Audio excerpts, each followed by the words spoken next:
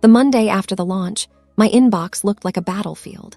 Clients I'd worked with for years sent terse messages asking why their dashboards were empty, why invoices hadn't gone through, why their customer lists had vanished. My phone started ringing at 8 a.m., then didn't stop until midnight. I spent the first hour tracing logs and pinging servers and felt my stomach drop. Someone had deliberately deleted the database backups and wiped recent commits. This wasn't a crash. This was someone trying to break us. I run a small SaaS company that helps independent retailers manage inventory and small marketing campaigns. We're nowhere near Silicon Valley unicorns, 3 full-time employees, a handful of contractors, and a loyal client base that kept our rent paid. The launch that week was supposed to be our big push, a redesigned UI, a referral program, and a small advertising campaign funded out of our emergency fund. We'd been careful. We had redundancies. Still, whoever did this knew the weak spots. At first I thought competitors, a bigger firm, someone greedy. Then I found the trail, an account registered with a forwarding email that matched a phone number listed on my brother's landscaping website. My brother, Luke, and his partner, Mia, had been at our launch party 3 weeks before. They'd been unusually chatty about business, and at the time I'd thought it was just family curiosity. Now it pointed like an arrow. I called Luke and kept my voice steady. "Did you set anything up on our staging server?" I asked. "No," he said, surprised. "Why would I do that? You know I can barely work my phone, Jess." The conversation landed flat. He sounded honest in the way people who don't expect to be accused do. But the logs don't lie. The compromised account used the landscaping company's IP range during a quiet weekday evening. That night, I shut the office early and went to see Mom. She lived 10 minutes away in the house Dad had left us. I told her everything while she stirred tea like she always did when something felt too big for one person to hold. She listened, hands folded, and then said quietly, "You know Luke's business has been hurting. He's been borrowing from Mom and me for months." She sighed. "Money makes people do odd things." I left with more questions than answers. If Luke had touched my servers, why? Why leak client trust? How far would he go? I wanted to believe it was a mistake, a wrong click, something fixable. But the next morning, a former client texted a screenshot, a cached copy of a competitor's blog post claiming my launch was fraudulent, screenshots of fake invoices, doctored testimonials. Someone had not just sabotaged us technically, they'd started a smear campaign. I called Marcus, the contractor who handled our DevOps, and he came over within the hour. He moved through my server logs with a focus I trusted. "This is targeted," he said. "They wiped backups on purpose and then tried to poison your public image. Whoever did this had access, knew your infrastructure, and wanted you to panic." He tapped a line on the screen. "And look, access at 2:14 a.m. from a dynamic IP that routes through a provider used by small local businesses. Whoever it is used tools to blend in." I wanted to go to Luke first, to lay the evidence on the table and demand answers. I wanted the whole thing to be family, small, ugly, fixable. Instead, I did what I always tell friends to do when emotion skews judgment: gather facts, secure the perimeter, and prepare options. For 3 days, I slept at my desk in the office between 3 client calls and a blistering email to our mailing list explaining we were investigating an outage and prioritizing data recovery. I hired a forensic IT person and had her image the drives, track the account creation path, and see who might profit from our downfall. We restored a minimal dataset and set up a temporary, read-only portal so clients could at least see their inventory. That bought us time and calmed a few people, enough that a core of clients stayed. On the 4th morning, while I was running an audit, Marcus sent me a single line in a message. "Look at Luke's bank activity." I didn't want to pry into his accounts without cause, but Marcus didn't mean snooping in a malicious way. He'd found transfers from a small local marketing consultant to an account used by someone posting the fake invoices. The consultant's name matched a business Luke had recommended to me months ago. Coincidence stacked up like a dam with thin boards. I drove to Luke's shop, a cinder-block place with 3 trucks and a shed of rusty tools. He was there, hands in soil on a project. He smiled when he saw me until he recognized the look in my eyes. "Jess, what's wrong?" I told him calmly at first, then faster as the proof mapped in my head like an ugly blueprint. I didn't have a smoking gun that said he was the author of the fake posts, but I had enough to show a pattern.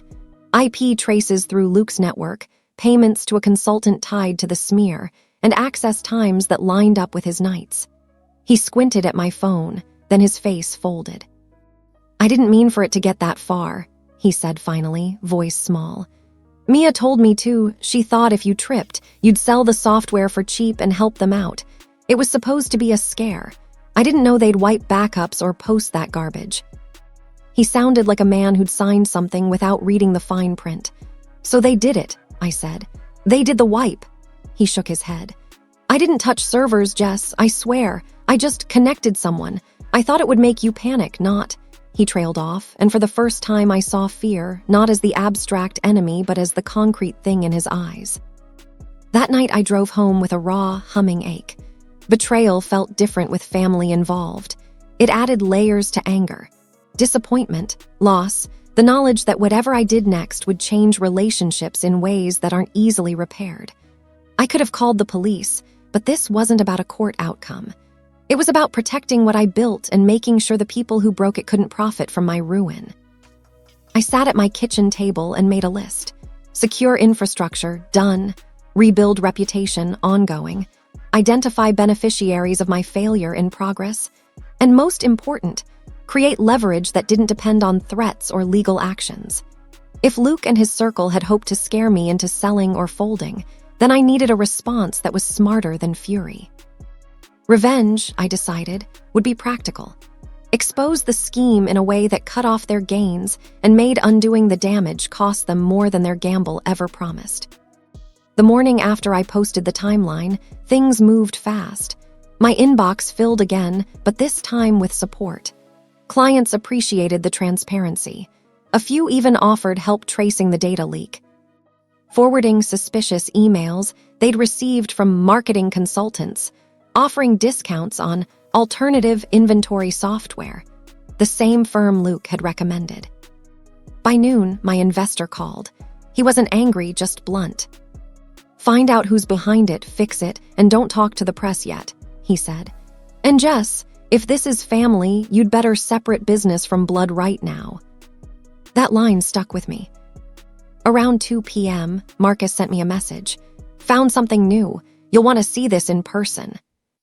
When I got to the office, he had screenshots up, emails between Mia and the consultant. One stood out. "She won't sell while she's stable. Disrupt her client base first. Once the accounts panic, she'll cave. Luke can negotiate from the inside." There it was confirmation that Luke hadn't just been a bystander. He was the wedge. Mia was the strategist. And they had planned to push me into desperation so they could buy my platform cheap, flip it, and license it to a competitor. I felt sick. I didn't confront him this time. I just went quiet, methodical. I copied the evidence to an encrypted folder, then called my friend Nora, who ran a PR firm. I told her the short version: sabotage, defamation, and a family connection. She didn't even pause. "Then you don't fight it emotionally," she said. "You control the story. Make your version the first and only credible one." That night, I drafted a simple press release. No names, no drama, just facts. My company had been targeted by a coordinated smear linked to a small group of marketing operators. We were collaborating with cybersecurity experts to trace it, and we had proof. When the release went live, tech blogs picked it up. By morning, the victim of sabotage headline replaced the startup failure rumor. Clients returned. Investors doubled down. And while I was rebuilding, Luke's world quietly started to shake. Mia's consulting group relied on local partnerships, the same small businesses who read the same local papers. Within a week, her name was circulating in connection with questionable marketing practices. Contracts paused. Payments froze. Then Luke called. "Jess, what the hell did you do?" His voice cracked somewhere between fear and anger. "I told the truth," I said flatly. "You dragged my name through the mud." "I didn't mention your name," I replied. "You put yourself in it." He went silent for a long time, then muttered, "You don't understand. Mia's losing clients. We could lose everything." I wanted to scream that I'd already lost everything first, that he'd chosen greed over blood. But I didn't.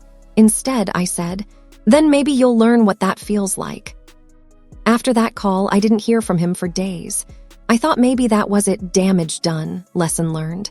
But 3 nights later, I got a call from a client friend.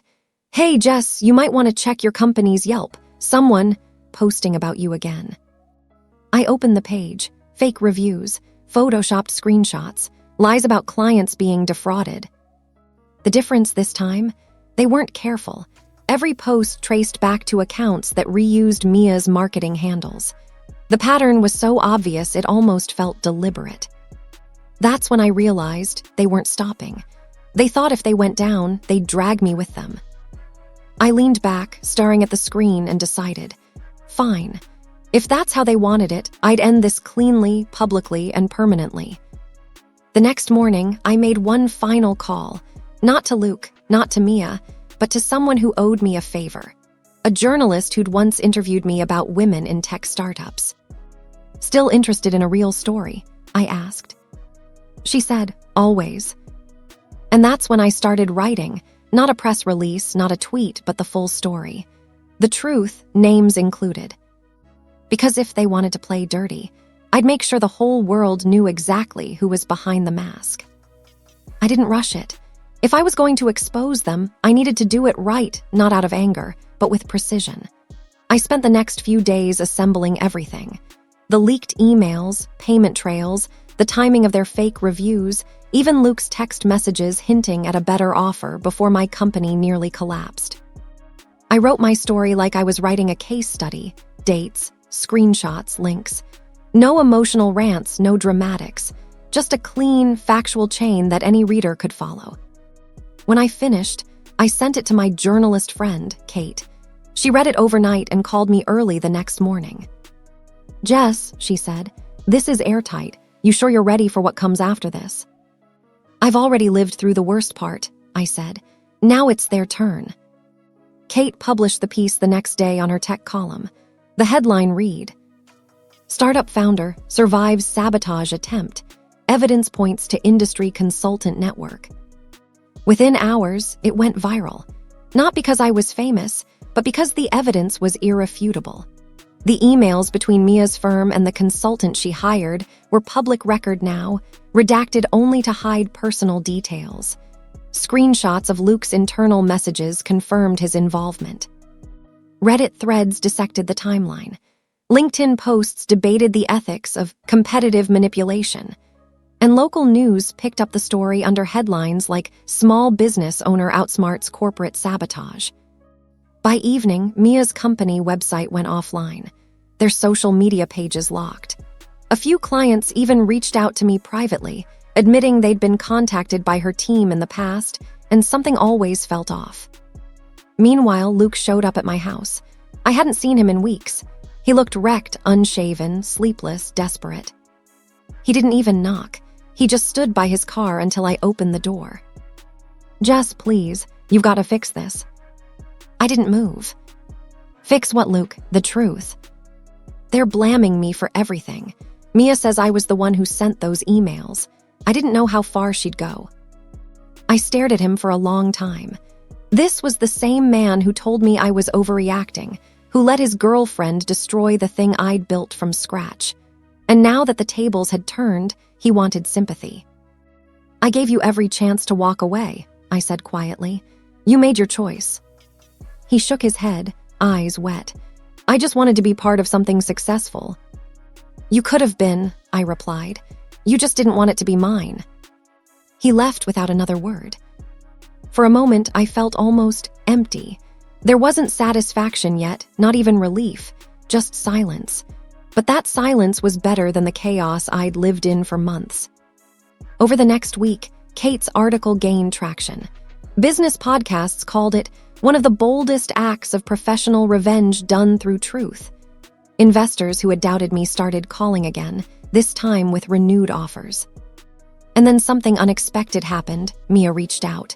Not through lawyers, not through Luke, but directly. Her message was short. "You made your point. I hope you're satisfied. You ruined my business." I read it twice, then typed my reply. "No, Mia, You ruined your business. I just stopped you from ruining mine. I hit send and blocked her. That night, I poured myself a drink and sat in the same spot where I'd cried weeks before.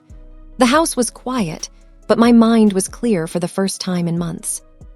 The revenge hadn't been dramatic or cinematic. It had been surgical, controlled, real, and it worked. Still, I knew this wasn't the end. Luke was still around, and his silence meant one thing. He wasn't done trying to crawl out from under the mess he helped make. And I had a feeling he was about to make it worse for himself. I thought the storm had passed. For a few weeks, things were calm. Orders started flowing in again. My inbox shifted from complaints to partnership offers. I was finally breathing like a normal person again. Then Luke showed up on my social media feed, not tagging me directly, but close enough. A video. A long, rambling apology, where he tried to clear his name while quietly blaming me for exaggerating the truth to get attention. He said things like, "I never tried to sabotage anyone. I just made a few mistakes." He called the article half-true. And then, the part that made my stomach drop, he mentioned my company's name, saying I wasn't as innocent as I seemed. Within hours, the comments section turned into a war zone. Some people defended me, others asked for proof. A few said maybe I'd framed him. The same online energy that had once lifted me up was now spinning out of control again. I called Kate. "He's trying to rewrite the story," I told her. She sighed. "Classic move. He's scared and desperate, but don't respond emotionally. Let him hang himself with his own rope." That advice stuck with me.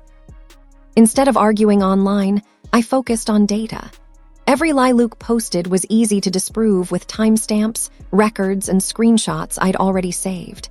I sent them, anonymously this time, to one of the same tech pages that had covered the original story. They fact-checked it publicly, line by line. Result: Luke's apology video got flagged for misinformation. The next day, he deleted it, but the damage to him was done, not to me.